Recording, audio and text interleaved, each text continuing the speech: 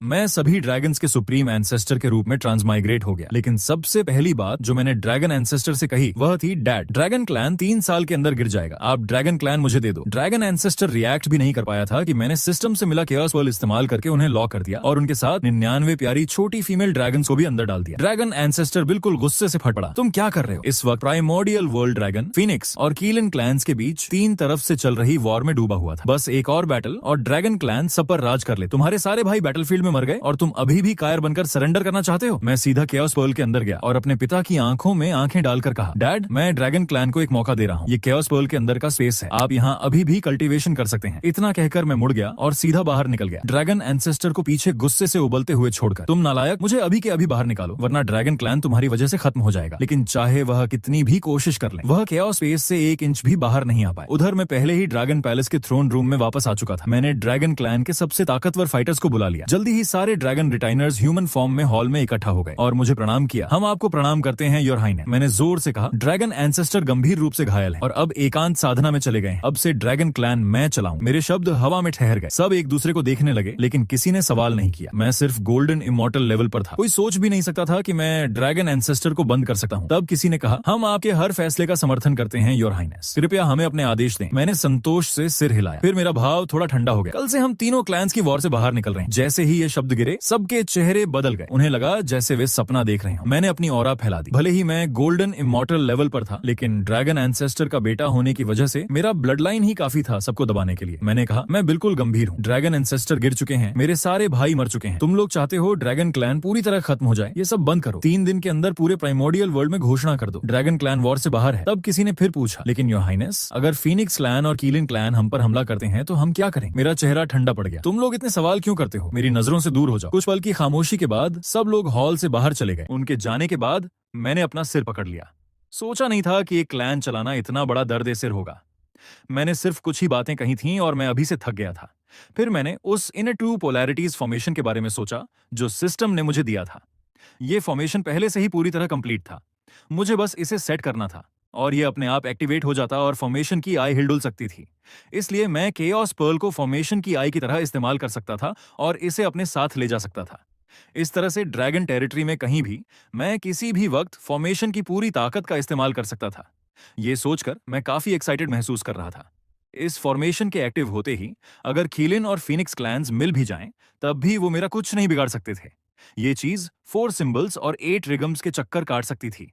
कुदरत की बेहिसाब तख्लीकी ताकत से भरी हुई और केओस पर्ल जिसके कोर में हो, उसे एक ग्रैंड यूनिटी गोल्डन इमॉर्टल भी नहीं तोड़ सकता था। इसके ऊपर से सिस्टम ने मुझे हेवन ऑब्लिटरेटिंग डिवाइन थंडर भी दिया था। अगर कुछ काम ना आया तो एक न्यूक और इस पूरी दुनिया में आखिरकार शांति हो जाएगी। मैंने बिना वक्त गंवाए फॉर्मेशन सेट कर दिया। फिर मैं एक प्राइवेट कमरे की तरफ बढ़ा। मुझे अपने ब्लड लाइन को और ऊपर ले जाना था। मैं पहले से ही ड्रैगन एंसेस्टर का डायरेक्ट वारिस था, लेकिन अगर मैंने इसे थोड़ा और बूस्ट कर दिया तो मैं खुद ड्रैगन एंसेस्टर के लेवल पर आ जाता। सिस्टम का जवाब तुरंत आया। अपग्रेड कामयाब रहा। मेरा पूरा शरीर गर्म होने लगा और बिना सोचे समझे मैं अपने असली रूप में वापस आ गया। सिस्टम की वजह से मेरे स्केल्स का रंग और भी गहरा हो गया और मेरी ताकत बहुत ज्यादा बढ़ गई। फिर मैं वापस इंसानी रूप में आ गया। अब कल्टीवेशन को लेकर सीरियस होने का वक्त था। तभी मेरे दिमाग में सिस्टम की आवाज गूंजी, लगता है आप अच्छे मूड में हैं। तो यहाँ 2 ऑप्शंस हैं। ऑप्शन 1, कड़ी मेहनत से ट्रेनिंग करो। इनाम 6 पाथ्स रीइंकार्नेशन टेक्निक। ये टेक्निक आपको सीधे grand unity golden immortal level तक ले जा सकती है। ऑप्शन 2, 100 मुश्किल इम्तिहानों का सामना करो। इनाम 100 ट्रायल इमॉर्टल फेट का खिताब। मैंने बिना सोचे ऑप्शन 1 चुना और सीधे 6 पाथ्स रीइंकार्नेशन टेक्निक की ट्रेनिंग में जुट गया। 3 दिन बाद यह खबर कि ड्रैगन क्लैन जंग से पीछे हट रहा है पूरी प्रीमीडियल वर्ल्ड में फैल गई। वेस्ट में हेवनली डीमन माउंटेन पर demon ancestor Rahu immortal slayer sword को ढाल रहा था। जब राहु ने यह खबर सुनी तो उसका खुद पर से कंट्रोल लगभग छूट गया। उसका चेहरा पीला पड़ गया। वो इन तीनों क्लैंस की जंग से पैदा होने वाली नफरत पर भरोसा कर रहा था ताकि इमॉर्टल स्लेयर सोर्ड फॉर्मेशन को पूरा कर सके। अगर ड्रैगन क्लैन पीछे हट गया तो उसका पूरा प्लान शुरू होने से पहले ही बिखर जाता। इस बारे में सोचते हुए राहु मुस्कुराया। मुसीबत में फंसना आसान है, लेकिन निकलना मेरे रहते इतना आसान नहीं। उसने वॉइड को चीर दिया और गायब हो गया। जेड कैपिटल माउंटेन पर हेंगजून को भी समझ नहीं आ रहा था कि ड्रैगन क्लैन क्या कर रहा है। एक बार जब कोई बड़ी मुसीबत शुरू होती है तो जो लोग उसमें फंसते हैं, जब एक बार ट्रिब्यूलेशन शुरू हो जाए तो उसमें फंसे हुए लोग बच निकलने नहीं चाहिए। लेकिन हेवनली सीक्रेट्स पूरी तरह उलझ चुके थे, यहाँ तक कि वो खुद भी नहीं देख पा रहा था कि ड्रैगन क्लैन की तरफ क्या हो रहा है। जब फीनिक्स क्लैन के पूर्वज युआन फुन ने यह खबर सुनी तो उसका पहला रिएक्शन राहत भरा था। वह ड्रैगन पागल आखिरकार पीछे हट गया। अब वह अपना सब कुछ दांव पर लगाकर किलिंग क्लैन से लड़ सकता था। किलिंग क्लैन की इतनी हिम्मत कि मेरे फीनिक्स खानदान का खून बहाए। दूसरी तरफ किलिंग क्लैन का हाल बिल्कुल उल्टा था। प्राइमोर्डियल किलिन दहाड़ा, बूढ़ा ड्रैगन, तू बाहर निकलना चाहता है? मेरे बच्चों की मौत का जवाब कौन देगा जो इस जंग में मारे गए? मैं तुझे ऐसे ही नहीं जाने दूंगा। राहु का प्लान बहुत चालाक और खतरनाक। फीनिक्स ने ड्रैगनों को मारा, ड्रैगनों ने कीलिन को मारा, कीलिन ने फीनिक्स को मारा। इसने तीनों को एक अभी न खत्म होने वाली लड़ाई में फंसा दिया था। इसलिए जाहिर है कि कोई भी एक पक्ष ऐसे ही पीछे नहीं हट सकता था। पलकों झपकते ही 1000 साल बीत गए। बाकी दो क्लैन ने थोड़ा सुधरना शुरू कर दिया था, लेकिन ड्रैगन क्लैन ने नहीं। ड्रैगन इतनी आसानी से पैदा नहीं होते। 1000 साल उनके लिए वापस उठने के लिए काफी नहीं थे। फिर एक दिन ईस्ट सी में अचानक भयानक आग भड़की, जिसने समुद्र के पानी को चीर दिया और अनगिनत फायरबर्ड्स वहां टूट पड़े। उनके नीचे कीलिन की सेना समुद्र के ऊपर पैदल चलकर आ रही थी। फीनिक्स और कीलिन क्लैन जो कभी दुश्मन थे अब साथ मिल चुके थे। कुछ ही पलों में ईस्ट सी एक बड़े गड्ढे में बदल गया और ड्रैगन पैलेस पूरी तरह नंगा हो गया। तब आसमान से प्राइमोर्डियल किलिन दहाड़ा, बूढ़ा ड्रैगन, अपना पिछवाड़ा लेकर बाहर निकल। इस सब का मंजर देखकर ईस्ट सी का हर ड्रैगन डर गया। उन्हें पता था कि ड्रैगन एंसेस्टर तपस्या में है और सब घबराने लगे। हम तो गए, फीनिक्स और कीलिन हमारे दरवाजे पर आ गए हैं, अब हम क्या करें? वो लोग बहुत गुस्से में आए हैं। उन्होंने पूरा ईस्ट सी ही उड़ा दिया। क्या वो हमें पूरी तरह खत्म करना चाहते हैं? कुछ डरपोक तो जमीन पर ही ढेर हो गए। हम 1000 साल से जंग से दूर हैं, फिर भी फीनिक्स क्लैन हमें नहीं छोड़ रही। मैं बिना कुछ बोले तख्त पर बैठा रहा। थोड़ी देर बाद मैंने कहा, मेरे पिता अभी गहरी तपस्या में हैं, लेकिन मैं यहाँ हूँ, सब शांत हो जाओ। मेरे मुंह से ये बात निकली ही थी कि एक पुराने क्लैन मेंबर ने अचानक कहा, तपस्या गई तेल लेने, तुझे घंटा फर्क नहीं पड़ता कि यह क्लैन बचेगा या मरेगा। और बाकी लोग भी तुरंत बीच में कूद पड़े। सही बात, एक छोटे बच्चे का क्या हक है यहाँ सब संभालने का? ये सब मेरे चाचा ताऊ थे, इसलिए मैंने शुरू में उन पर ध्यान नहीं दिया, लेकिन इससे उनकी हिम्मत और बढ़ गई। लेकिन इससे वे और भी घमंडी हो गए। 1000 साल पहले एंसेस्ट्रल ड्रैगन की लीडरशिप में फीनिक्स और किलिन कबीलों ने हमारे दरवाजे पर आने की हिम्मत नहीं की। भले ही वे अकेले में हों, मुझे लगता है कि एंसेस्ट्रल ड्रैगन का दिल अभी भी नहीं टूटा है। मुझे लगता है कि एओज़वान एंसेस्ट्रल ड्रैगन की गुस्से से डरता है, इसलिए उसने फीनिक्स और किलिन कबीलों के हमले की रिपोर्ट करने की हिम्मत नहीं की। एओक्वान गर्व से हॉल के बीच में खड़ा था। उसके ड्रैगन ऑरा से सब डर रहे थे, लेकिन एक ताकतवर बुजुर्ग फिर भी चिल्लाया, बुजुर्ग एओक्वान, तुम क्या कर रहे हो? जब एक बड़ा दुश्मन सामने हो तो ये अंदरूनी लड़ाई का समय नहीं है। वैनयान, एओक्वान जोर से हंस पड़ा। उसे उस कुर्सी पर क्यों बैठना चाहिए? सिर्फ इसलिए कि वो एंसेस्ट्रल ड्रैगन का सीधा वंशज है। शुरू में मैं इस बूढ़े आदमी को कुछ इज्जत देना चाहता था, लेकिन यह सोचकर मुझे शर्म आई, इसलिए मैंने सीधे अपनी ब्लड लाइन पावर का इस्तेमाल किया। वो डरावना ड्रैगन तुरंत पूरे हॉल को घेर सकता था। मैं एंसेस्ट्रल ड्रैगन का सीधा वंशज हूं और सिस्टम के मेरे ब्लड लाइन को बेहतर बनाने के साथ मेरा ब्लड लाइन बाकी सभी ड्रैगन से कहीं आगे निकल गया है। एंसेस्ट्रल ड्रैगन के जाने के बाद मैं ड्रैगन एम्परर हूं। फिर मैंने एओक्वान को बिना किसी भाव के देखा और कहा, मैं तुम्हें कुछ इज्जत देना चाहता था, लेकिन तुम सच में सोचते हो कि तुम कुछ खास हो? इस समय एओक्वान चुप था। मेरे ताकतवर ड्रैगन की वजह से वो एक भी शब्द नहीं बोल पा रहा था। तभी ईस्ट सी के ऊपर किलिन जोर से हंसा, ओ ड्रैगन, तुम बाहर क्यों नहीं आवे? क्या तुम डरे हुए हो? आवाज हॉल में आने के बाद ताकतवर प्रेस्टीज के नीचे खंभे कांपने लगे। कुछ ज्यादा डरपोक लोग तो डर कर रोने भी लगे। महाराज, प्लीज एंसेस्टर ड्रैगन को जल्दी से अकेलेपन से बाहर आने दो, वरना हमारी ड्रैगन रेस आज खत्म हो जाएगी। मैंने हॉल का सीन देखकर अपना सिर हिलाया। वहां मौजूद लोग पहले से ही ताकतवर ड्रैगन थे, और अब जब वे इस हालत में थे तो उन्हें कुछ और सोचने की जरूरत नहीं थी। अचानक हॉल की छत फट गई। अचानक ताली लगते उठी। ये असल में 12th रैंक मारियर ब्लैक लोटस था। 12th रैंक के शहीद ब्लैक लोटस को केओस ग्रीन लोटस का सोर्स माना जाता था, लेकिन अचानक लुओ हु ने इसे युआन सॉन्ग के हाथों में दे दिया। ये ड्रैगन रेस को खत्म करने की एक सच्ची कोशिश थी।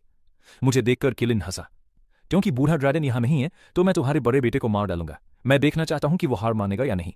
ये कहकर किलिन ने एक गहरा काला भाला निकाला। ये पुरानी दुनिया का सबसे खतरनाक खजाना था, दिव्य भाला। सभी ड्रैगन ने अपनी आंखें बंद कर लीं। उन्होंने विरोध करना छोड़ दिया था और मौत का सामना करने की तैयारी कर रहे थे। मैं बस थोड़ा मुस्कुराया, फिर लापरवाही से दिव्य भाले को रोक दिया। करीब से देखने पर यह असल में एक छोटा ताइची डायग्राम था जो भाले के सिरे को रोक रहा था।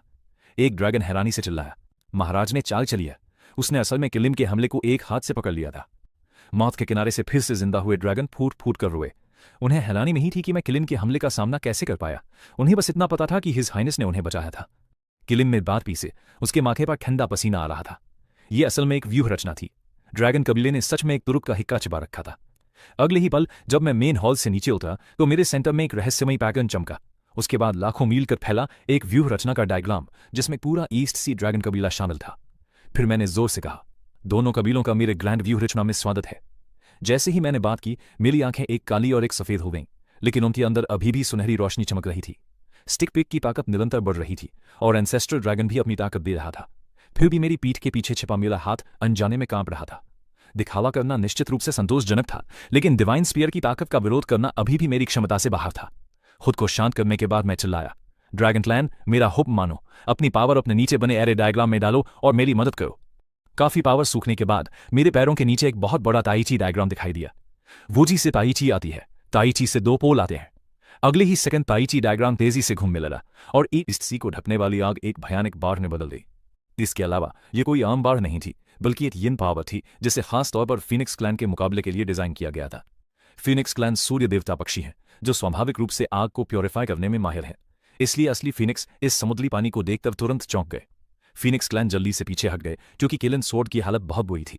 वे पहले ही अपने लोगों को ईस्ट सी से बाहर ले आए थे। मैं इसलिए लुका था ताकि इस मोमेंट का इंतजार कर सकूं। अब उनमें से कोई भी बच नहीं सकता था। अगले ही सेकंड मैंने फॉर्मेशन एक्टिवेट कर दिया।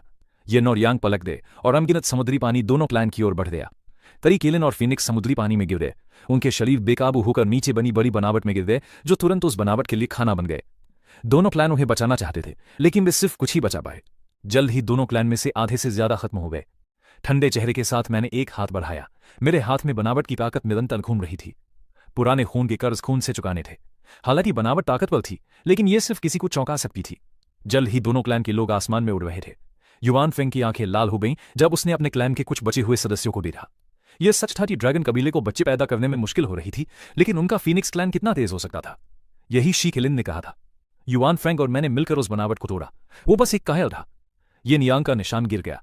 जैसे ही शी किलिन की आवाज गूंजी, उसके दिव्य भाले ने उस बनावट को भेद दिया, जिससे नया गिरा हुआ समुद्री पानी लाल हो गया। लेकिन जैसे ही भाले की नोक उस बनावट पर लदने वाली थी, अचानक उस पर एक पतली झिल्ली दिखाई दी। यिन और यांग से बने नियमों की शक्ति। इस शक्ति ने शी किलिन के दिव्य भाले को मजबूती से बांध दिया और निरंतर उसकी ताकत कम होती गई। शी किलिन ने जोर लगाना जारी रखा, जिससे भाले से निकलने वाली भयानक आभा और तेज हो गई। शी किलिन के निरंतर हमले में वो कुछ देर के लिए नियमों की रुकावटों से आजाद हो गया, जिससे बनावट में एक दरार पड़ गई। बिना किसी हिचकिचाहट के शी किलिन ने यिन और यांग की शक्ति का इस्तेमाल किया, जिससे पूरा पूर्वी समुद्र एक बार फिर कांप उठा। अगले ही पल शांत समुद्री सतह पर एक बहुत बड़ा बवंडर दिखाई दिया। बादल ईस्ट सी से मिले और आसमान में अनगिनत गरजने वाले बादल इकट्ठा हो गए। यिन यांग एरे में अनगिनत इवोल्यूशन थे और बिजली उनमें से एक थी। ये देखकर युवान फैंग चिल्लाया, तुम एरे को तोड़ो, मैं इस बिजली को रोक दूंगा। ये कहकर युवान फैंग 12 बोतलें एनिहिलेशन ब्लैक लोटस से सुरक्षित होकर आसमान में बिजली की ओर दौड़ा। वो बिजली को रोकने में कामयाब रहा। केलिन भी चुप नहीं बैठा। उसने तुरंत अपने लोगों को एरे में गैप की ओर दौड़ने के लिए बुलाया। काली बुरी एनर्जी लगातार सुनहरे नियमों को खत्म कर रही थी, जिससे जल्दी ही एक बड़ा छेद हो गया। लेकिन बस इतना ही था। इनेट यिन यांग लाइफ एंड डेथ फॉर्मेशन ज्यादातर डिफेंसिव था। डिवाइन स्पीयर भी 1 इंच आगे नहीं बढ़ सका। इसलिए 3 जातियों का युद्ध एक रुकावट पर था, जिसमें कोई भी पक्ष बढ़त हासिल नहीं कर पा रहा था। किलिन और फैंग कबीले के लोग धीरे धीरे मुड़े और हवा में ही अपने फॉर्मेशन को खत्म कर दिया। फिर इनेट यिन यांग लाइफ एंड डेथ फॉर्मेशन पर लगातार हमले होने लगे। तीनों कबीले पूरी एक सदी तक एक रुकावट में फंसे रहे। इस दौरान किलिन और फैंग कबीलों के हमले कभी नहीं रुके, लेकिन इनेट यिन यांग लाइफ एंड डेथ फॉर्मेशन बहुत ज्यादा ताकतवर था। वे इसे तोड़ नहीं सके। इन 100 सालों में ईस्ट सी में स्पिरिचुअल एनर्जी लगभग सूख गई थी। युवान फैंग और शी किलिन लगभग टूटने की कगार पर थे।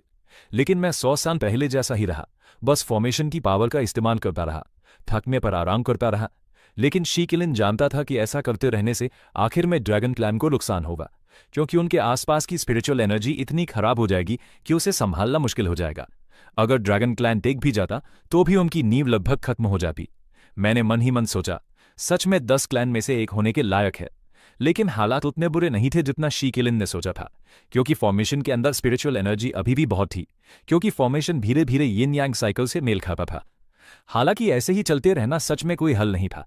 तभी मुझे अचानक वो बड़ा लड़का याद आया जो मुझे थिएटर में इनाम में मिला था। ऐसा लग रहा था कि शांति पाने का यही एकमात्र तरीका था, न सिर्फ लड़ाई जल्दी खत्म करने का, बल्कि अपनी अथॉरिटी बनाने का भी। ये सोचकर मैंने जोर से कहा, बूढ़े किलिन, डेड फीनिक्स, क्योंकि तुम इतने घमंडी हो, मैं तुम्हें न्यूक्लियर बम का स्वाद चखाऊंगा। किलिन और युआन फैंग दोनों कंफ्यूज थे। न्यूक्लियर बम क्या होता है? वे तुरंत सावधान हो गए। युआन फैंग ने उन्हें बचाने के लिए 12वीं रैंक के शहीद ब्लैक लोटस का भी इस्तेमाल किया। इस बीच दोनों कबीलों के दूसरे सदस्य अभी भी हवा में चक्कर लगा रहे थे।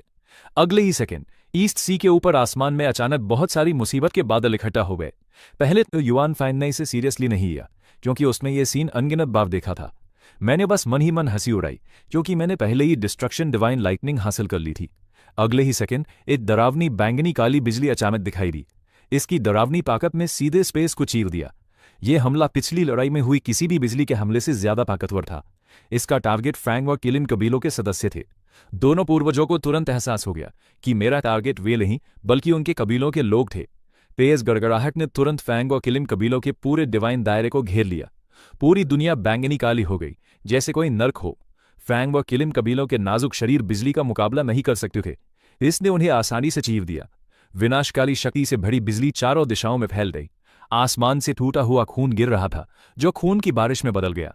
फैंग और किलिन कबीलों के कटे हुए अंग खून में मिलकर लगातार गिर रहे थे, जिससे पूरा ड्रैगन पैलेस लाल हो गया। स्वर्गीय विनाशकारी बिजली की शक्ति खत्म हो गई के बाद मैंने तुरंत खराब फॉर्मेशन की मरम्मत शुरू कर दी। इस न्यूक्लियर धमाके ने सीधे दोनों कबीलों के आधे सदस्यों को खत्म कर दिया। मैंने मन ही मन अफसोस जताया, सिस्टम ने मुझे और न्यूक्लियर बम इनाम में क्यों नहीं दिए। फॉर्मेशन के अंदर के ड्रैगन हैरान रह गए। मैंने कुछ गलत नहीं देखा है ना? फेंग और किलिम कबीले दोनों खत्म हो गए हैं। शी किलिम आग जैसी जलती आंखों से मुझे घूर रहा था। वो जानता था कि यह घटना जरूर मेरी ही करतूत होगी। आज के बाद एओज़ुआन के नाम उसकी किल लिस्ट में नंबर 1 पर एंसेस्ट्रल ड्रैगन की जगह ले लेगा। लेकिन अब दोनों कबीलों ने अपनी लड़ने की ताकत खो दी थी। बचे हुए किलिन और फीनिक्स सब हैरान थे। दोनों पूर्वजों ने बिना हिचकिचाए सीधे अपने कबीलों को लाइट की स्पीड से ईस्ट सी से दूर ले गए। दोनों कबीलों के जाने के बाद मैंने एक बार फिर फॉर्मेशन की पावर एक्टिवेट की। आसमान और धरती को उलट दिया। स्पिरिचुअल एनर्जी को समुद्री पानी में बदलकर ईस्ट सी को ठीक कर दिया।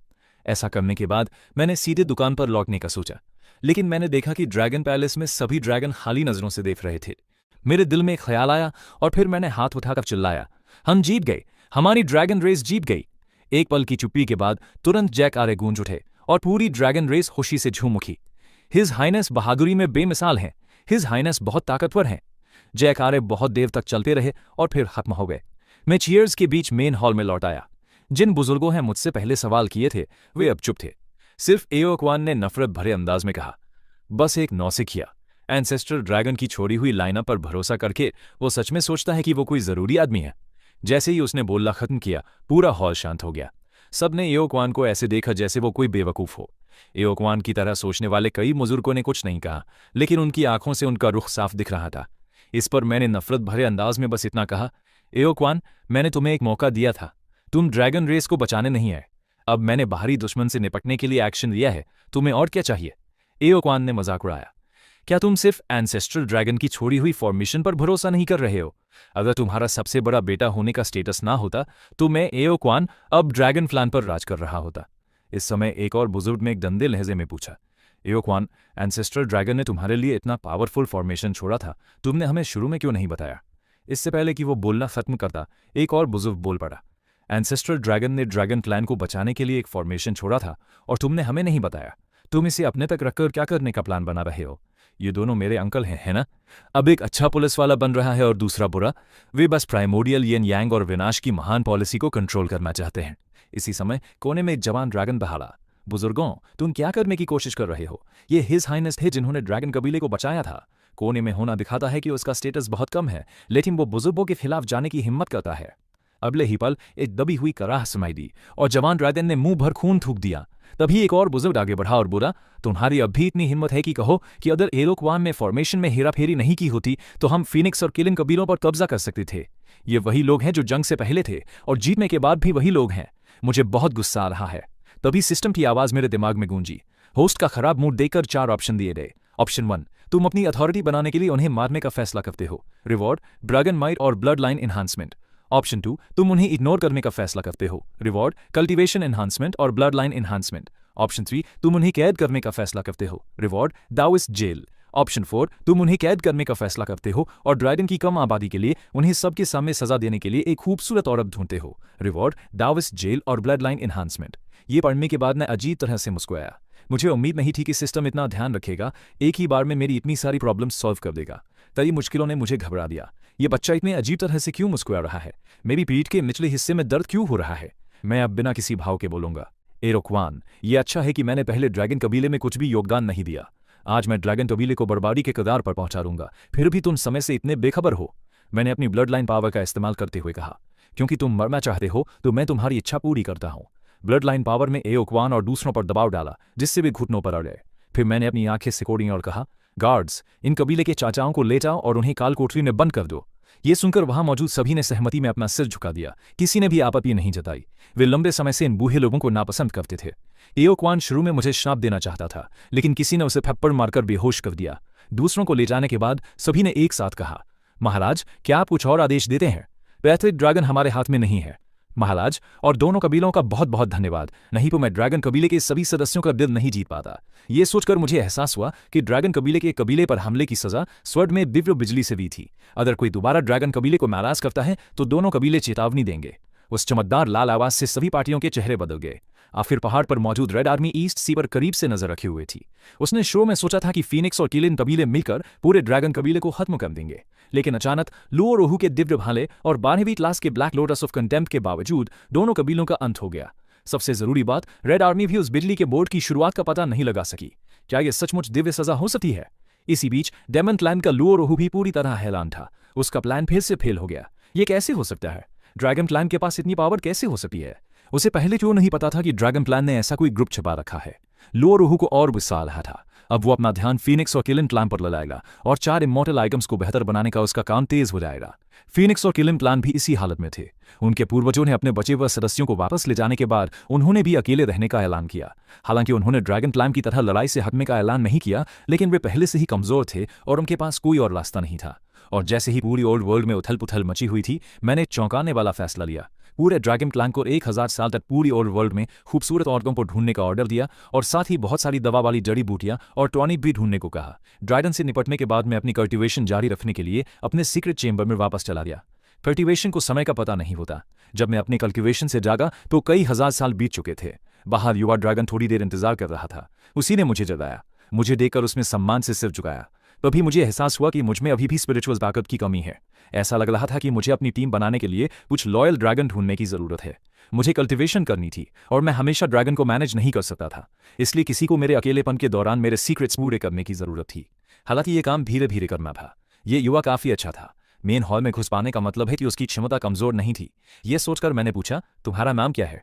ड्रैगन ने सम्मान से जवाब दिया, महाराज, मेरा नाम लॉन्ग जू है। मैंने पूरी रात उसे ध्यान से देखा और पाया कि लॉन्ग जू की ब्लड लाइन पावर बहुत मजबूत है और उसकी अभी की कल्टीवेशन मेरी तुलना में थोड़ी ज्यादा मजबूत है। सबसे जरूरी बात, लॉन्ग जू काफी लॉयल है। शायद मुझे भविष्य में 9 ड्रैगन ग्रुप बनाना चाहिए। तभी लॉन्ग जू बोला, महाराज, जिस खूबसूरत लड़की को आप चाहते थे वो आ रही है। मेरी आंखें तुरंत चमक उठीं। मेरे अच्छे अंकल, वे आ रहे हैं। जल्द ही मैंने उन शानदार सुंदरियों को देखा। मैं भी हैरान रह गया क्योंकि वे बहुत सारी थीं और हर एक बहुत खूबसूरत थी।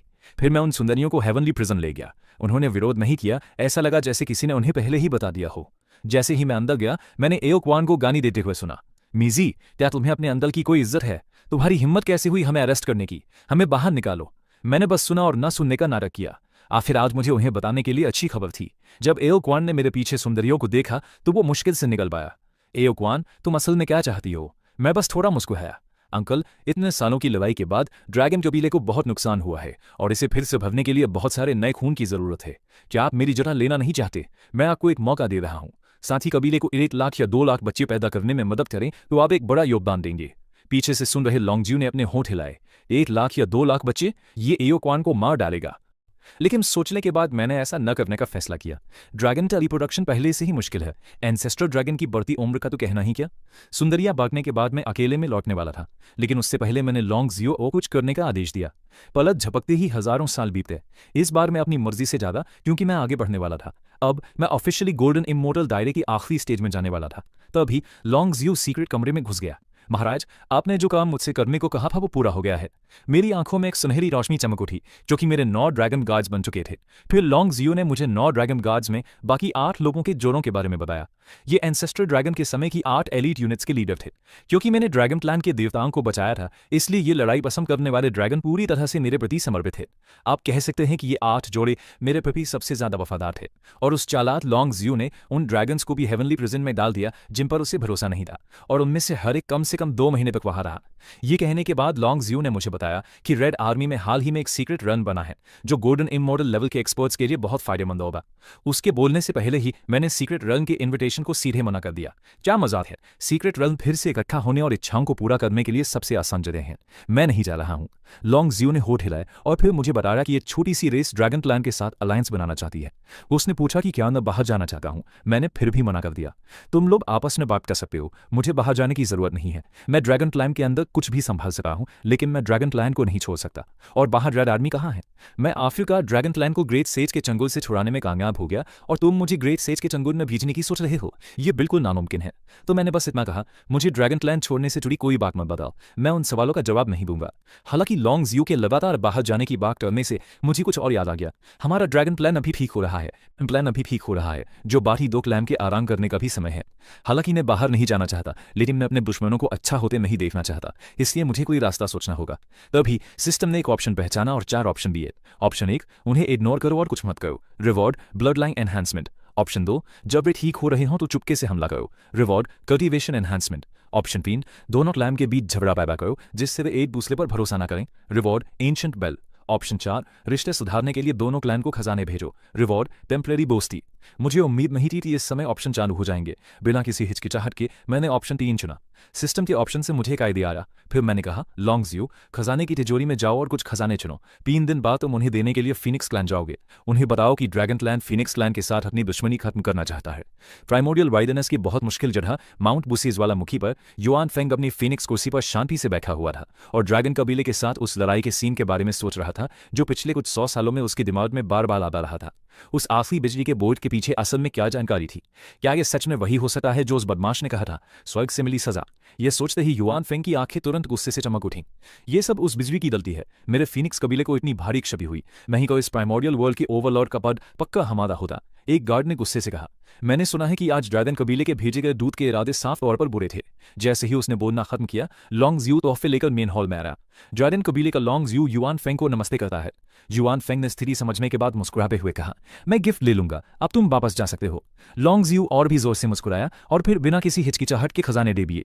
फीनिक्स कबीले को छोड़ने के बाद लॉन्ग जियो बिना रुके ईस्ट सी एबिस वापस चला गया। फिर उसने मुझे ढूंढा और मुझे सब कुछ बताया जो हुआ था। सुनने के बाद मैं हंसे बिना नहीं रह पाया। अच्छा हुआ तुमने मुझे बताया। आगे ये 2 कबीलों के बीच झगड़ा पैदा करने की बात है।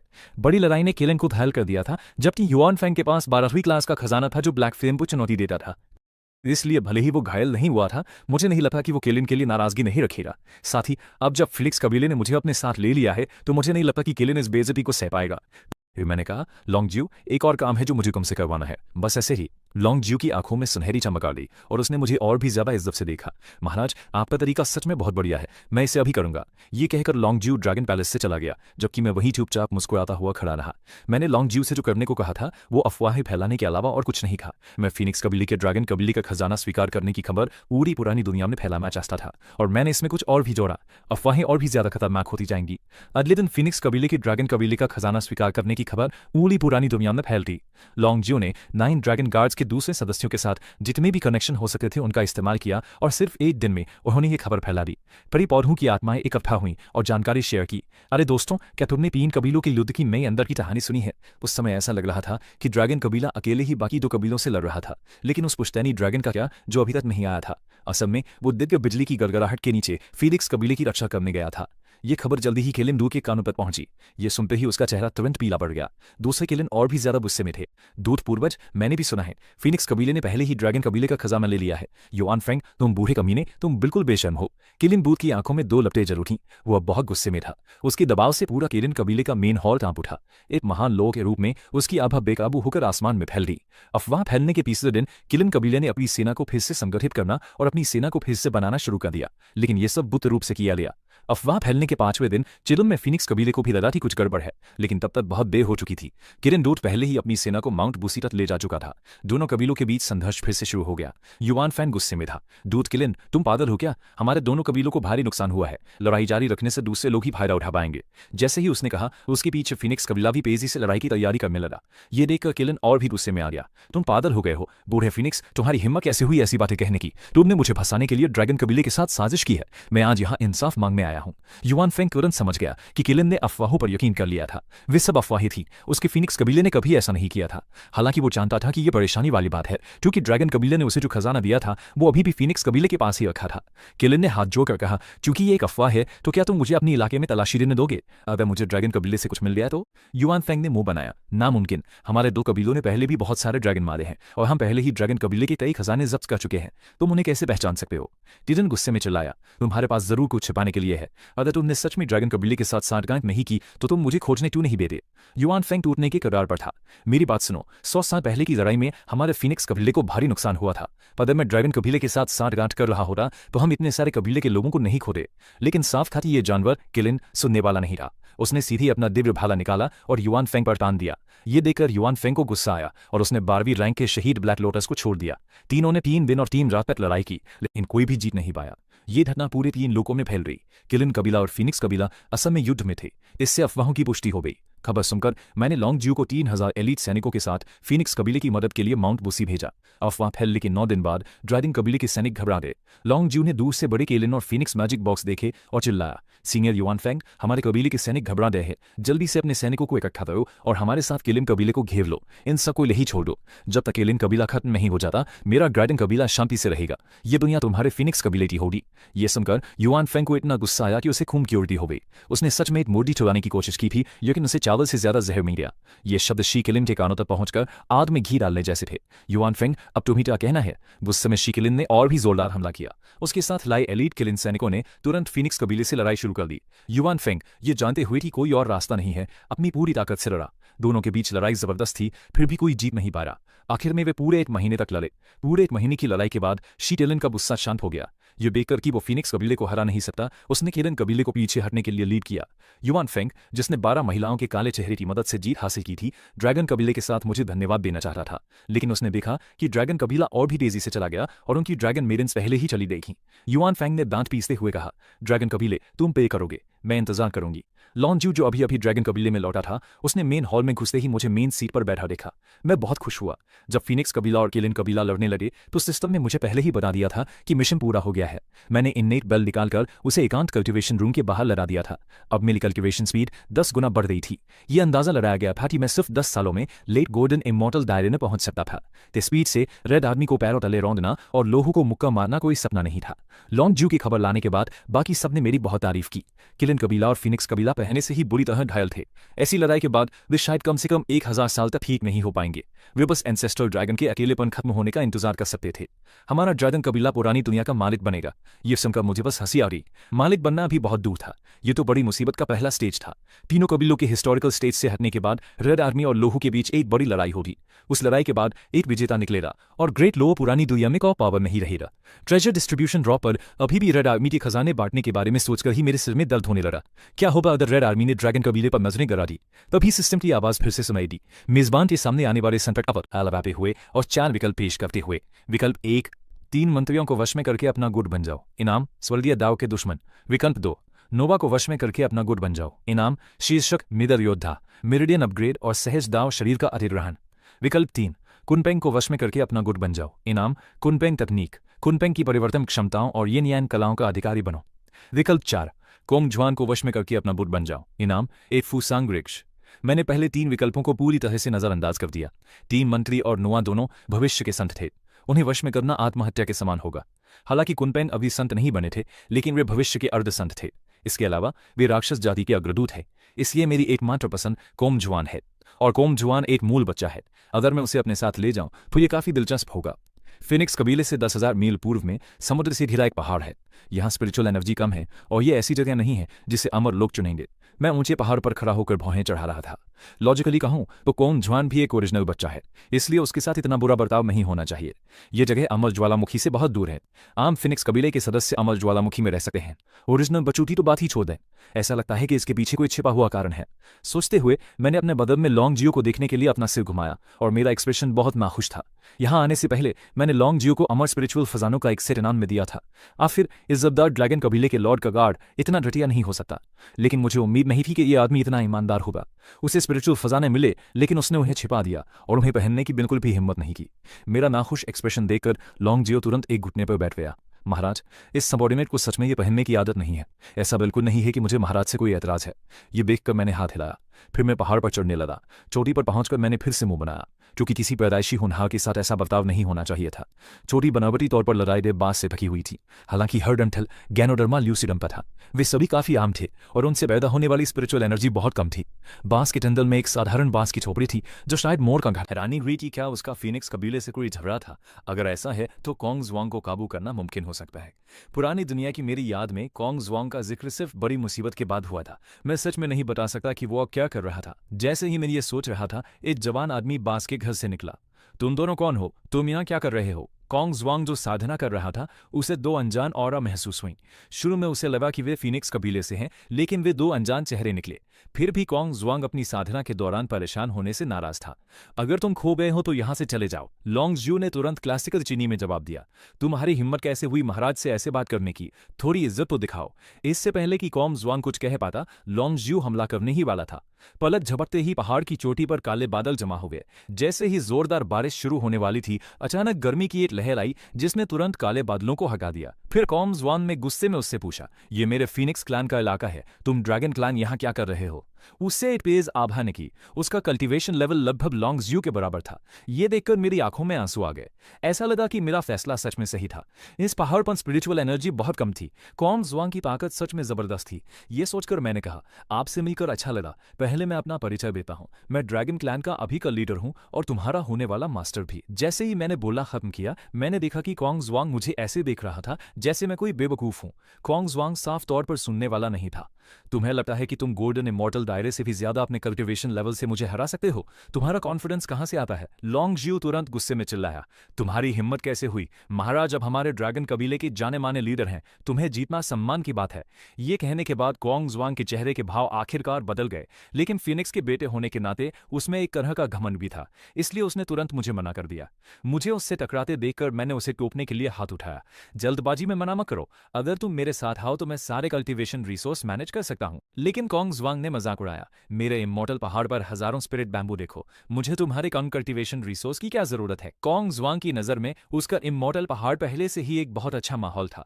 आखिर जब से उसने खेती शुरू की थी, उसने दुनिया ज्यादा नहीं देखी थी। मैं मन ही मन हंसा, फिर यूं ही हाथ हिलाया और अनगिनत स्पिरिट मशरूम तुरंत जमीन पर गिर पड़े। फिर मैंने कॉन्ग जुआंग की तरफ आधी मुस्कान के साथ देखा और कहा, क्या ये 10,000 साल पुराने स्पिरिट मशरूम तुम्हारी खेती के लिए काफी हैं? कॉन्ग जुआंग का गला अपने आप हिल गया।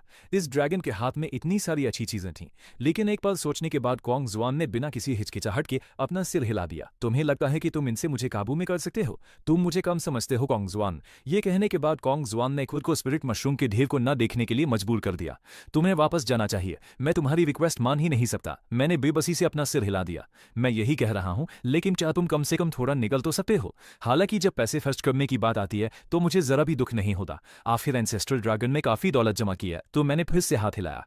पुरानी स्पिरिचुअल जड़ी बूटियां मेरी आस्तीन से आजादी से बह रही थीं और जल्द ही उनका पहाड़ बन गया। स्पिरिचुअल एनर्जी की एक धनी आभा ने मेरे सेंस पर हमला किया, जिससे कॉन्ग जुआंग पूरी तरह हैरान रह गया। अपनी इतनी उम्र में उसने इतनी सारी स्पिरिचुअल जड़ी बूटियां कभी नहीं देखी थीं। कॉन्ग जुआंग ने मन ही मन सोचा, अगर मेरे पास ये होती तो मेरी कल्टीवेशन स्पीड कम से कम 10 गुना बढ़ जाती। तब मेरे पिता मुझे ज्यादा इज्जत से देखते। अपने पिता के बारे में सोचकर कॉन्ग जुआंग की आंखें फिर से सख्त हो गईं। मैं इन कुछ जड़ी बूटियों के लिए ड्रैगन क्लैन में शामिल नहीं हो सकता। वो मेरे अपने पिता है। ये सोचकर कॉन्ग जुआंग ने पीठ फेर ली, जड़ी बूटियों को देखने से मना कर दिया। उसके चेहरे पर आंसू बह रहे थे। ये देखकर मैंने अफसोस के साथ जड़ी बूटियां वापस ली। सच में फ्यूचर के आदि युग के महान हेल्पर बनने के लायक उसका इरादा तारीफ के काबिल था। लेकिन फिर कॉन्ग जुआंग ने कहा, मेरे लिए आपकी बात मानना नामुमकिन नहीं है, लेकिन आपको एक्स्ट्रा पैसे देने होंगे। मैं वहीं हंसते हंसते मर ही गया था। ये पुराने जमाने का महान हेल्पर कैसी बकवास थी। ये तो पे टू विन वाली सिचुएशन निकली। मैं हंसा और कहा, इन स्पिरिचुअल हर्ब्स के अलावा मैं तुम्हें 10 और सेलेस्टियल ट्रेजर दे सकता हूं।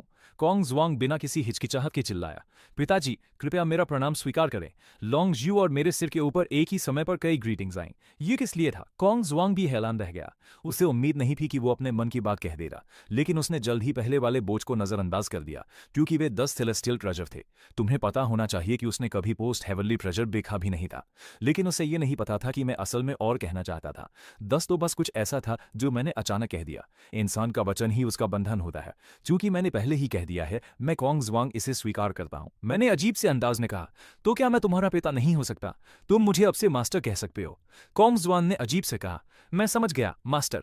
मुझे इसकी परवाह नहीं थी, उसे समय के साथ इसकी आदत पड़ जाएगी। फिर सिस्टम ने मुझे बताया कि मिशन पूरा हो गया है और फूसान ट्री जारी कर दिया गया है। मैंने तुरंत सिस्टम स्पेस चेक किया और पाया कि सिस्टम में दूसरे फूसान ट्री असल में पौधे हैं। मुझे उन्हें खुद उड़ाना होगा, लेकिन ये कोई बड़ी बात नहीं है।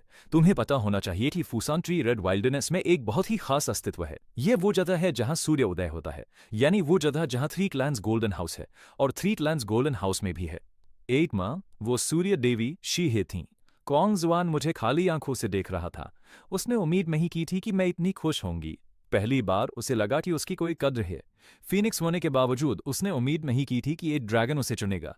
ये सोचकर कॉन्ग जुआन बहुत दुखी हुआ। मैं भी हैरान था, लेकिन फिर मुझे कुछ और याद आया। मैंने उसके साथ पहले ही एक कॉन्ट्रैक्ट साइन कर लिया था, तभी मुझे राहत मिली। इसके बाद मैं लॉन्ग ज्यू और कॉन्ग जुआन के साथ निकल गया। मैं तुरंत ड्रैगन कबीले में वापस नहीं गया, बल्कि कॉन्ग जुआन को अमर ज्वालामुखी ले गया। एक बड़ा मोर आसमान में उड़ रहा था, जिसने फीनिक्स कबीले के सभी सदस्यों का ध्यान खींचा। कॉन्ग जुआन अपनी ऊंची जगह से चिल्लाया, बेचारे फीनिक्स कबीले के सदस्यों, दादाजी चले गए, मुझे ज्यादा याद मत करना। फिर उसने अपने पंख फड़फड़ाए, जिससे एक बवंडर बना जिसने अमर ज्वालामुखी की आग को पहाड़ में धकेल दिया। फीनिक्स कबीले के सदस्य, जिनके चेहरे उदास थे, आग से निपटने लगे। इस समय उन्होंने उसे असली फीनिक्स के बच्चे के रूप में पहचान लिया। फिर फीनिक्स कबीले के एक तेज नजर वाले सदस्य ने चिल्लाकर कहा, उस आदमी को देखो, ये ड्रैगन कबीले का आओ जुआन है जो उसकी पीठ पर है। इन शब्दों ने तुरंत सबका ध्यान खींच लिया। फीनिक्स कबीले के एक इज्जतदार वंशज ने सच में ऐसा काम किया था। यह पूरी तरह से अपमानजनक और बेशर्मी भरा था। फीनिक्स कबीले के सदस्य नेकी के गुस्से से भर गए। काश वे कॉन्ग जुआन को स्वर्ग से नीचे गिरा पाते, लेकिन उनकी हिम्मत नहीं हुई।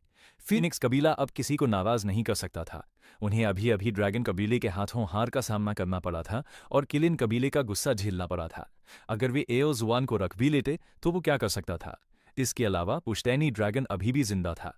मैंने कॉन्ग जुआन की पीठ से नीचे देखते हुए मन ही मन सोचा, मुझे ये देखकर अच्छा लग रहा है कि तुम सब मुझे मारना चाहते हो, लेकिन कुछ नहीं कर सकते। फिर मैंने कॉन्ग जुआन से कहा, चलो मेरे प्यारे छोटे फीनिक्स, मेरे साथ ड्रैगन क्लैन में वापस आओ। लेकिन फीनिक्स क्लैन के वंशज के ड्रैगन क्लैन का माउंट बनने की खबर सिर्फ 2 दिनों में पूरी पुरानी दुनिया में फैल गई।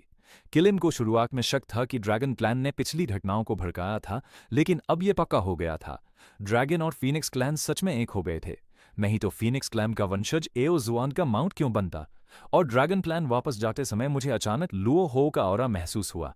मैंने जल्दी से कॉन्ग जुआन से ड्रैगन क्लैन में लौटने की गुजारिश की। ड्रैगन पैलेस लौटने के बाद दीवारों वाले दर्रे के आंगन में मैंने ध्यान से एक फुसान पेड़ लगाया। फुसांग पेड़ एक दिव्य पेड़ है जिसमें पक्षियों के लिए बहुत ज्यादा आकर्षण है। मैंने भी इसका कुछ खिंचाव महसूस किया। इसके अलावा एक दिव्य पेड़ के तौर पर इसमें अनगिनत चीजों को जोड़ने की काबिलियत है, हालांकि मुझे अभी भी पक्का नहीं पता कि इसका क्या मतलब है। तभी मैंने देखा कि फुसान का पेड़ अचानक झुक गया। ऊपर देखा तो मेरे माथे पर तुरंत काली लकीरें पड़ गईं। पता चला कि मेरे ध्यान दिए बिना कॉन्ग जुआन पेड़ पर चढ़ गया था। अगर उसे अपनी हदें नहीं पता होती तो उसका साइज शायद फुसान के पेड़ को खत्म कर देता। मैंने बिना कुछ कहे कहा, अभी नीचे आ जाओ, फुसान का पेड़ अभी पूरी तरह बड़ा नहीं हुआ है, इसे मत कुचलो। लो। कॉन्ग जुआन ने अपना सिर नीचे किया और पेड़ से नीचे उतर गया। साफ था कि फुसान का पेड़ उसे बहुत पसंद आ रहा था। फिर कॉन्ग जुआन ने पूछा, मास्टर, क्या मैं आपसे ड्रैगन पैलेस में रह सकता हूँ? मैं हैरान रह गया। हालांकि कॉन्ग जुआन पहले ही मेरी बात मान चुका था, लेकिन फिर भी वो फीनिक्स क्लैन का मेंबर था। वो ड्रैगन पैलेस में रहने को तैयार था। इससे पता चलता था कि फुसान का पेड़ कितना आकर्षक था। एक पल सोचने के बाद मैं मान गया। सिस्टम से बंधा हुआ कॉन्ग जुआन पूरी तरह से वफादार था। ड्रैगन पैलेस में रहने से मेरी बेहतर सुरक्षा होगी। मेरी मंजूरी देखकर कॉन्ग जुआन बहुत खुश हुआ। फिर मैंने वो सवाल पूछा जो मुझे परेशान कर रहा था। युआन फेंग के बेटे होने के नाते तुम अमर ज्वालामुखी के पहाड़ों में क्यों रहते हो? कॉन्ग जुआन का चेहरा साफ तौर पर अकड़ गया। बोलने से पहले एक पल के लिए चुप रहा। युआन फेंग एक कमीना है। पता चला कि उसकी मां फीनिक्स क्लैन से नहीं थी, वो तो बस युआन फेंग की नौकरानी थी। इसलिए कॉन्ग जुआन का खानदान असल में गंदा था, जिससे युआन फेंग नाराज हो गया। क्योंकि उसके कई बच्चे थे, इसलिए युआन फेंग ने कॉन्ग जुआन को फीनिक्स कबीले से निकाल दिया। मैंने हमदर्दी दिखाई, लेकिन अंदर ही अंदर मैं खुश था। हालांकि कॉन्ग जुआन का खानदान ऊंचा नहीं था, लेकिन उसकी खेती करने की काबिलियत बहुत अच्छी थी। ये सोचकर मेरे दिमाग में तुरंत एक बुरा आइडिया आया। कॉन्ग जुआन, क्या तुम युआन फेंग से बदला लेना चाहते हो? कॉन्ग जुआन ने गुस्से से कहा, मास्टर, बिल्कुल, अगर मैं युआन फेंग को हरा नहीं पाता तो मैं पहले ही फीनिक्स कबीले पर हमला कर चुका होता। मैंने उसे न्यूट्रल रहने का इशारा किया, फिर धीरे धीरे अपना प्लान बताया। असल में मैं चाहता था कि वो अपनी पहचान का इस्तेमाल करके फीनिक्स कबीले के लिए परेशानी खड़ी करे। अचानक ये सुनकर कॉन्ग जुआन की आंखें चमक उठीं। मास्टर, आपको कुछ कहने की जरूरत नहीं है। फीनिक्स सशिमी की आंख का नजारा बहुत शानदार था। बोलते हुए कॉन्ग जुआन की आंखें चमक उठीं। अगर मैंने ये सब बता दिया तो उसकी इज्जत चली जाएगी। युआन फेंग के कारनामे सुनकर मैं मुस्कुराया। चूंकि तुम, युआन फेंग, खुद पर काबू नहीं रख सकते तो मुझे बेरहम होने का इल्जाम मत दो। 3 दिन और बीत गए और युआन फेंग की कहानी पूरी पुरानी दुनिया में फैल गई। एक आसमानी पहाड़ पर बनी हुई आकृतियों वाले कई जीव इस पर बात कर रहे थे। क्या तुमने सुना? युआन फेंग को सच में औरतों के कपड़े पसंद है। मैं सोच भी नहीं सकता कि युआन फेंग इतने हट्टे कट्टे दिखने के बावजूद औरतों के कपड़ों में कैसा दिखेगा। ये खबर सुनकर यूजेड कैपिटल माउंटेन पर रेड आर्मी लगभग पागल हो गई। युआन फेंग को सच में औरतों के कपड़े पसंद है। इतनी सारी नौकरानियां रखना तो बस एक दिखावा था। फिर कॉन्ग जुआन खुद किलिम कबीले के ऊपर आसमान में गया। किलिम कबीले के सदस्यों, आज मुझे तुम्हें एक राज बताना है और मुझे उम्मीद है कि तुम न्याय बनाए रखने में मेरी मदद करोगे। नीचे मौजूद किलिन ने यह सुना। चौंक कर कॉन्ग जुआन ने पूछा, तुम मेरे किलिन कबीले में यहाँ क्या कर रहे हो, ड्रैगन कबीले के बेवकूफ गद्दार? उसने आसमान में अपनी पूंछ हिलाई। मैं गद्दार नहीं हूं, मैं तो बस अंधेरा छोड़कर रोशनी में आया हूं, क्योंकि मैं युआन फेंग के बुरे कामों को बर्दाश्त नहीं कर सकता था। वो बूढ़ा कमीना बहुत बुरा है। ऐसा लगता है कि उसने बहुत सी ताकतें इकट्ठी कर ली हैं, लेकिन पर्दे के पीछे वो। फिर कॉन्ग जुआन को शी किलिन द्वारा किलिन पैलेस में बुलाया गया। थोड़ी देर बाद शी किलिन की जोरदार हंसी गूंजी। शी किलिन, जो ड्रैगन और फीनिक्स कबीले के द्वारा धोखा किए जाने से बहुत नाराज था, अब उसे लगा कि उसका सारा गुस्सा गायब हो गया है। इस बीच ज्वालामुखी की तरह मैं कि युआन फेंग, जो अभी अभी अपने ताबूत से बाहर निकला था, उसने अपने कबीले के लोगों के उदास चेहरे देखे। घटनाओं की प्रगति जानने पर युआन फेंग का चेहरा तुरंत फट गया। उसने अपने सामने टेबल पर थप्पड़ मारा, जिससे वो टुकड़े टुकड़े हो गया। जब उन्हें पता चला कि ये अफवाहें उनके अपने बेटे ने फैलाई हैं, तो युआन फेंग लगभग बेहोश हो गए। कॉन्ग जुआन ने न केवल कहा कि युआन फेंग ने यौन कपड़े पहने थे, बल्कि ये भी सूक्ष्म रूप से इशारा किया कि युआन फेंग का बेटा वास्तव में किसी और का बच्चा था।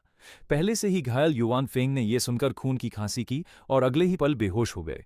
इस बीच ड्रैगन पैलेस में सिस्टम ने मुझे 3 विकल्प दिए। विकल्प 1, ड्रैगन हान विजय में फिर से शामिल हों और आदन जंगल को एकीकृत करें। स्वर्ग के ध्यान और लाल सेना फेंग वो की दोस्ती से पुरस्कृत हों। विकल्प 2, कुछ ना करें, विजय से बचने के लिए ड्रैगन कबीले का नेतृत्व करें, पैतृक ड्रैगन की राख और महान लोग गोल्डन अमर क्षेत्र में साधना में उन्नति के साथ। विकल्प 3, धम फैलाएं और पैतृक ड्रैगन को अपने कर्मों को शुद्ध करने और लू जी की अपनी पहचान को त्यागने में मदद करें। बिना किसी हिचकिचाहट के मैंने ऑप्शन 3 चुना।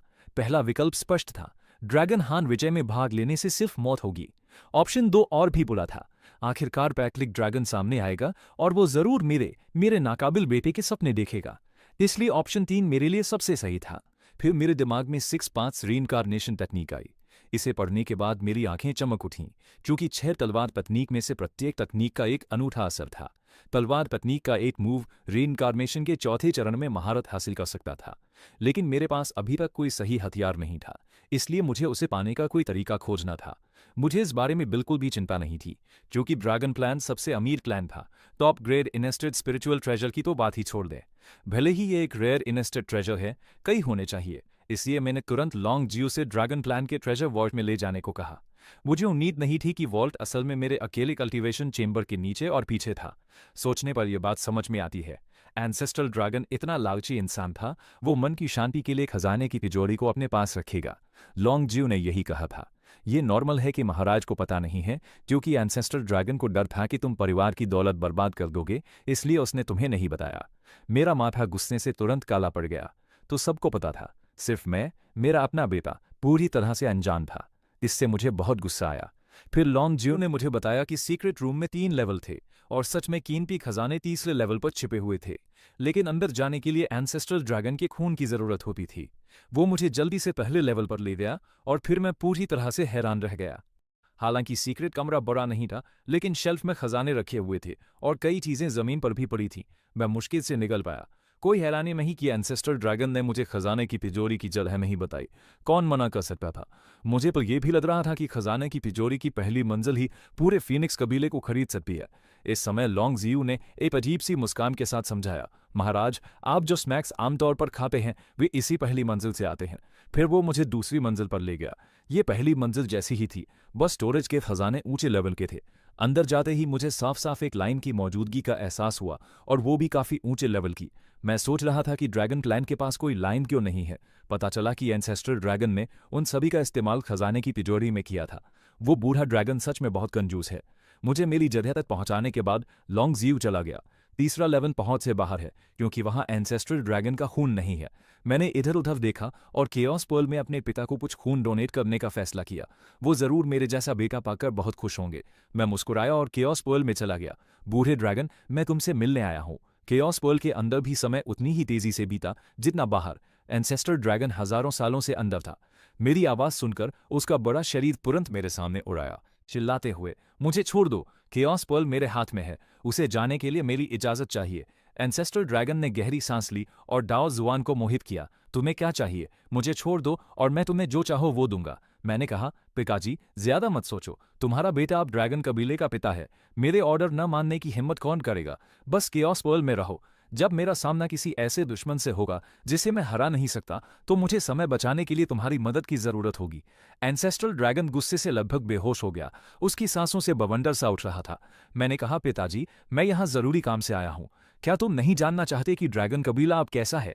मुझे बताओ। मैं उछलकर दूर गया और कियोटिक एनर्जी का इस्तेमाल करके एक लाइट स्क्रीन बनाई। स्क्रीन पर मुझे अंकल एओ क्वान और दूसरों से निपटते हुए दिखाया गया। इसे देखने के बाद जू लॉन्ग गुस्से में आ गया और चिल्लाया, तुम सीक्रेट हो, तुमने अपने कबीले के रिकॉर्ड भी खराब कर दिए। फिर उसने देखा कि मैं एओ क्वान और दूसरों को भारी ड्रैगन की तरह पाल रहा था। जोर की आवाज के साथ जू लॉन्ग की मोटी पूंछ लाइट स्क्रीन पर टूट पड़ी। मैंने कहा, पिताजी, आप इतने गुस्से में क्यों हैं? आपको फीनिक्स कबीले या किलिन कबीले में ऐसा बेटा नहीं मिलेगा। ड्रैगन कबीले में मेरे सभी भाई आपके बर्ताव की वजह से मर गए। सिर्फ मुझे ड्रैगन कबीले के राज की परवाह है, और मैं खानदान की विरासत को सबसे पहले रखता हूं। ये कितना मुश्किल है। जू लॉन्ग की आंखें गुस्से से लाल हो गईं। उसने मुझे घूरा और कहा, तुम सच में मेरे अच्छे इंसान हो। फीनिक्स कबीले और किलिन कबीले का क्या? युआन फेंग और शी किलिन अच्छे लोग नहीं हैं। मैंने मुस्कुराते हुए डायरेक्टर से कहा, मैंने फीनिक्स कबीले को बहुत सारे तोहफे भेजे और हमारे दोनों कबीलों में सुलह हो गई। ये सुनकर जू लॉन्ग के मन में ड्रैगन कबीले के गुलाम होने की तस्वीरें भर गईं। वो इतना गुस्से में था कि उसकी आंखों से आग निकलने वाली थी। हनी, बाहर में जाओ। एक जोरदार दहाड़ के साथ एक बड़ी ड्रैगन पूंछ नीचे गिरी। मैं तुरंत गायब हो गया और दूसरी तरफ फिर से दिखाई दिया। एंसेस्ट्रल ड्रैगन ने लगातार हमला किया, लेकिन मुझे छू नहीं सका। फिर मैंने आग में घी डालते हुए कहा, उस दिन मैंने तुमसे बहुत सी चीजें ली थीं। मैंने वे सब कॉन्ग जुआन को दे दी। तुम्हें शायद पता नहीं होगा कि कॉन्ग जुआन कौन है। वे युआन फेंग का अपना बेटा है। एंसेस्ट्रल ड्रैगन गुस्से से चुप हो गया। उसने मुंह भर खून थूका, जिससे उस अस्त व्यस्त जगह का एक बड़ा हिस्सा बाग-बार हो गया। मेरे गुस्से से उसे असल में आंतरिक चोटें लगी थीं। मैंने हाथ हिलाकर खून इकट्ठा किया और गर्व से अपने हाथ में खून लहराते हुए उसके सामने फिर से प्रकट हुआ। पिताजी, आजकल मेरे पास पैसे कम पड़ रहे हैं। मैं ड्रैगन कबीले के खजाने की तिजोरी में रखी चीजों पर आप तक कब्जा कर लूंगा। ये कहकर मैं उस अफला कफरी से निकल गया, अंदर एंसेस्ट्रल ड्रैगन की दहाड़ को नजरअंदाज करते हुए। मैं मुस्कुराया और खजाने की तिजोरी में वापस आ गया। अपने हाथ में खून को बैरियर तक पकड़े, और सच में बैरियर टूट गया। रास्ते में घुसते ही एक एक करके चमकते मोती चमकने लगे। तब मुझे एहसास हुआ कि रास्ता पूरी तरह से येड का बना हुआ था। थोड़ी देर रास्ते में चलने के बाद मैंने एक दरवाजा खोला और आखिर में खजाने की तिजोरी के तीसरे लेवल में घुस गया। ये लेवल पहले 2 से भी बड़ा था, खजाने से भरा हुआ। मैंने खास तौर पर ऐसी स्पिरिट जड़ी बूटियां चुनी जो घाव भर सकती थी और खेती को बढ़ा सकती थी, और उन सभी को केओस पर्ल में फेंक दिया। मैंने आराम से 2 छोटे पहाड़ों को भर दिया, जो कुल का 1% से भी कम थे। फिर मैं आगे बढ़ा। खजाने की तिजोरी का एक चौथा लेवल था, जो तीसरे से कहीं ज्यादा शानदार था। चौकोर बनावट के मेन हॉल के सामने 5वें लेवल तक जाने वाली सीढ़ी थी। उत्सुकता में मैंने तीसरे लेवल के उत्तर दरवाजे का दरवाजा खोला। अंदर लंबा रास्ता देखकर मैं तुरंत स्तब्ध रह गया। मुझे लगा कि ये एक लाइब्रेरी होगी, लेकिन इसके बजाय ये गिवने के कगार पर एक कानून आधारित पट्टिका थी। इसके बाद मैं स्पिरिट प्लेजर्स लिखे दरवाजे के पास पहुंचा। ये हॉल काफी बड़ा था, जिसमें स्पिरिट येड का फर्श और दीवारों पर पेंटिंग थी। पेंटिंग भी खजाने थे। मैं इंप्रेस हुआ। इतने सारे दिव्य खजाने होने पर आपने उन्हें युद्ध में क्यों नहीं लिया? दर्जनों प्रसिद्ध खजाने थे। बाईं ओर रोशनी के लिए 8 सीन पैलेस लैंटर्न था। दाईं ओर येड वॉइड ब्लेज्ड लैंटर्न। मैंने अज्योर लोटस ट्रेजर, नुआटी रेड स्लीव बॉल और 4 सिंबल्स पगोरा वगैरह भी देखे। तो रेड आर्मी का खजाने का बंटवारा असल में ड्रैगन क्लैन की लूट थी। क्या खुशी की बात है। मैंने बेबसी से अपना सिर हिलाया और इन सभी दिव्य खजानों को केओस पर्ल में डाल दिया। मेरा केओस पर्ल कहाँ सुरक्षित है। मैं सच में ड्रैगन क्लैन का दीवाना हूँ, कोई क्यों नहीं समझता। फिर मैं सीढ़ियों से 5वीं मंजिल से नीचे आया। ये सप्रेशन लॉ के चमकते रून्स के अलावा खाली था। वे एंसेस्ट्रल ड्रैगन सीज थीं। ठीक है, थोड़ी जगह छोड़ दो ताकि हम भविष्य में फिर मिल सकें। मैं एंसेस्ट्रल ड्रैगन सील नहीं लूंगा, कहीं ऐसा न हो कि वो बूढ़ा आदमी बाहर आकर मुझसे लड़ ले। इस बीच केओस पर्ल के अंदर एंसेस्ट्रल ड्रैगन गुस्से में था। पार्टिकल, यहां आओ, सब कुछ वापस रखो। क्या तुम आसमानी खजाने भी लेने की हिम्मत करोगे? तुम मुझे क्या समझते हो? पार्टिकल, तुम अब भी अपने पूर्वज की खूबसूरती से सेवा करना चाहते हो? तुम बेर सवेर ड्रैगन कबीले को बर्बाद कर दोगे। एक लंबी सांस लेने के बाद एंसेस्ट्रल ड्रैगन चुप हो गया। ड्रैगन कबीले के इज्जतदार पूर्वज मेरे गुस्से से बेहोश हो गए थे। इस समय सिस्टम की सही समय पर हुई घोषणा फिर से सुनाई दी। होस्ट अब रेड और येलो कबीले में सबसे अमीर दूसरी पीढ़ी है। तुम बिना नौकरानियों के कैसे रह सकते हो? मैनिफेस्टेशन 1, 9 पॉइंट वाली देवी को नौकरानी के तौर पर वश में करो। तुम नुआ सिस्टम, क्वीन मदर सिस्टम या दूसरों में से चुन सकते हो। Reward, consumption ring. मैनिफेस्टेशन 2, मुझे वे सब चाहिए। 9 पॉइंट या उससे ज्यादा की खूबसूरतों को काबू में करो। हर काबू में करने पर रिवॉर्ड रैंडम तरीके से कैलकुलेट किए जाते हैं। मैनिफेस्टेशन 3, मर्दों को स्वीकार करना, नौकरानियों को नहीं। Random reward, title, red yellow loan ranger, skill, friend zone होने की 100% गारंटी। जैसे ही मैं अपनी विश लिस्ट पर वापस जा रहा था, सिस्टम फिर से चालू हो गया। किस्मत से मैंने ड्रैगन ट्रेजरी खोल दी, नहीं तो मैं इनाम फिर से चूक जाता। मैंने तुरंत मैनिफेस्टेशन 1 चुना। मुझे मर्दों में कोई दिलचस्पी नहीं है। मैनिफेस्टेशन पूरा हुआ। नया फंक्शन अनलॉक हुआ। मेरे सामने वाले जीव का अपीयरेंस स्कोर पक्का करता है। मैं खुद से पूछता रहा कि मुझे कितने पॉइंट मिले। सिस्टम ने जवाब दिया, होस्ट का अपीयरेंस स्कोर 8.2 है। फिर मैंने आंदन में कल्टिवेट कर रहे कॉन्ग जुआन को देखा और उससे पूछा कि उसे कितने पॉइंट मिले। सिस्टम ने कहा 7। 4 पॉइंट्स। मैं अपनी पिछली जिंदगी के सभी सेलिब्रिटी से ज्यादा हैंडसम हूं। मेरा मेरिडियन एनहेंसमेंट और भी ज्यादा समय तक चला है, फिर भी मैं 9 पॉइंट तक नहीं पहुंचा हूं।